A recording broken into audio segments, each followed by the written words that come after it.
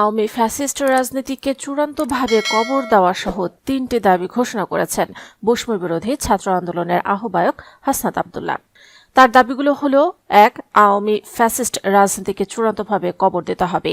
আওয়ামী রাজনীতির প্রত্যাবর্তন অসম্ভব করে দিতে হবে। ২. ভারতীয় আধিপত্যবাদের অবসান ঘটাতে হবে। স্বাধীন, সার্বভৌম, আত্মনির্ভর মর্যাদার নতুন বাংলাদেশ গড়ে তুলতে হবে। ৩. বাংলাদেশে একটা সাম্য ও ইনসাফের সমাজ গড়তে হবে।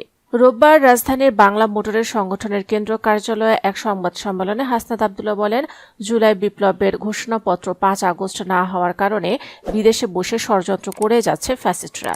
এটি গণ অভ্যুত্থানের লেজিটিমেটকে প্রশ্নবিদ্ধ করছে।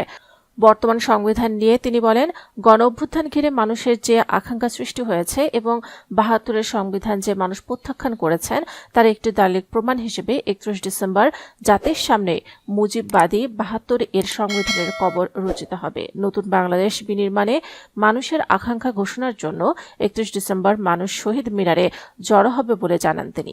৩১ ডিসেম্বর জুলাই বিপ্লবের ঘোষণাপত্র দেবে বৈষম্য বিরোধী ছাত্র আন্দোলন ও জাতীয় নাগরিক কমিটি।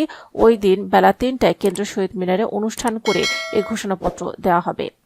এর আগে গত শনিবার সন্ধ্যার পর বৈষম্য বিরোধী ছাত্র আন্দোলন ও জাতীয় নাগরিক কমিটির ভেরিফাইড ফেসবুক পেজে পরপর একই ধরনের ২টি পোস্ট দেওয়া হয়। প্রথম পোস্টে লেখা হয় ৩১ ডিসেম্বর ২০২৪ বিপ্লবীরা প্রস্তুত তো। পরের পোস্টে ইংরেজিতে লেখা হয় proclamation of a July revolution.